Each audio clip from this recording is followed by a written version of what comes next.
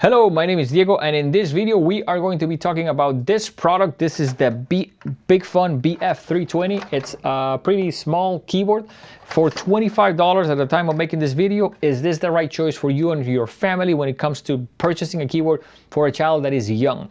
I have a 17-month-old toddler, and this is technically his keyboard. And I'll tell you the surprising reason why I decided to keep it, but at the same time I'll tell you who is this product not for. Definitely stick around for the ending of this video so you can see, get that information. Now let's talk a little bit about a couple of things about the piano. So I like to start with talking a little bit about the keys and how they feel. One thing that I notice is that they make a lot of noise, and that's with the keyboard off. So they are a little bit clanky. They are also a little bit almost like harsh, but that's expected with a keyboard in this price point. And for someone that is very young, they're probably not gonna know any difference between this and a much better keyboard. Now, one thing that to me is slightly annoying is that when you turn it on, it's maxed out on volume, which I almost feel like these speakers are so small that they sound a little bit better if you almost lower the volume a little bit. So the keys are 37 keys. That's enough space to put both of your hands.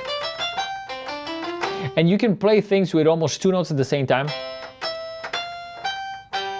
and have the keyboard not really almost like start doing weird things. But I notice, and I don't know if it's gonna do it now, when I start playing, let's say 3 keys or 4 keys at the same time,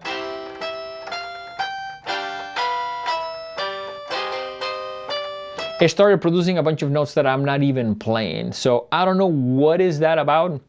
It's almost like sometimes in keyboards they have a thing called polyphony, which is how many notes can they handle at the same time. But usually what happens is they don't play some of the notes. In this case, it seems like when it runs out of capacity, it starts playing other notes that you didn't even play.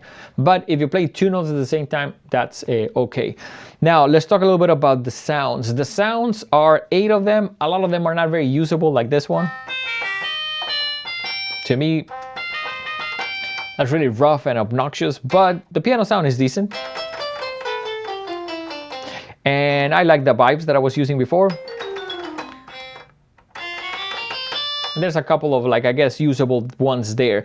I do like that it's in tune. A lot of keyboards at this price point are not in tune. That means that if you play a proper chord on the guitar or you're playing with a recording, this is actually producing notes that are not in tune. And that, to me, it drives me crazy. But this one is in tune, which is a great thing if you're trying to use it, I guess, to play with something else.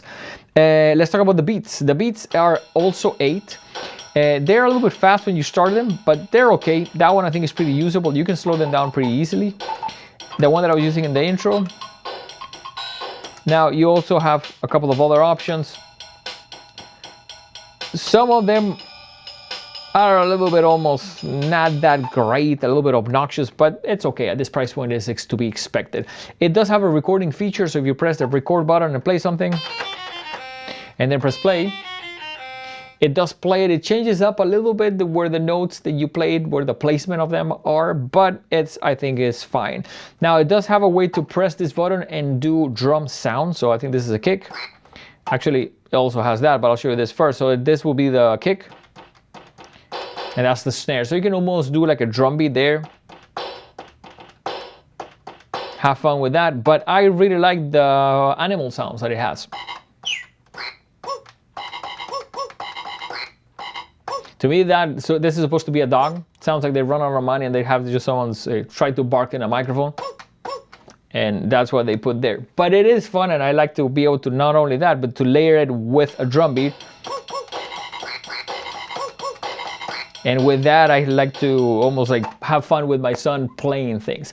So let me tell you, the surprising reason that I decided to keep it is first because it's in tune, and 2 because it's a great keyboard that is hard to beat up and get it damaged. It's designed to be beat up, and it was a keyboard that I wanted to have for him that I can put on the floor, that I'm not gonna be concerned if he's gonna damage it or not. I have other keyboards, but it's almost like this one is great because I can almost share playing music and making music with him, but do that on the floor and almost like have this keyboard for him to feel like it's his, but at the same time for us to be able to play together.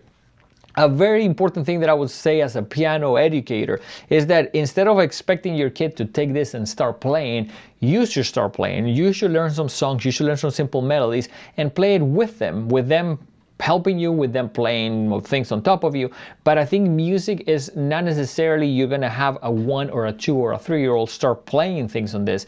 More than anything, I think the parent can learn how to do some things and then do it with them and then share making music with them. Now, who is this keyboard not for? If you are an adult, the keys I think are way too small and way too stiff. Also, if you have been playing for a little bit, this is not a good choice. I think this is a great choice for a kid that is probably younger than 3, that has not taken lessons, and you're trying to just have a kid that can, a keyboard that can be beat around. Once that student starts to get maybe 3 and 4 and you see some progress and some real interest, you can probably get other keyboards, and I'll post a link there in the description of this video, to Casio and Yamaha have other ones that are like around $70 that I think are much better suited to be your first actual instrument that you're gonna play with 2 hands and almost like start, let's say, potentially starting lessons. So it's a great option for someone that needs to put it on the floor and wants their kids to have it as part of the toys. It gets beat up, it's okay, but at the same time it's probably not a great choice if you are a little bit older or if you have already a little bit of experience and are trying to play more specific things.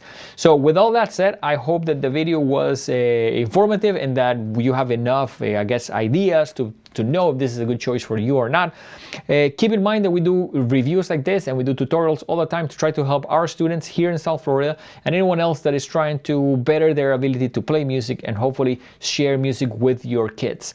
So definitely let us know if you'd like to see reviews of any other products, and check our main website, thehitmusicstudio.com, if you want to see a little bit of what we're up to here at The Hit. We'll see you guys soon. Thanks for watching.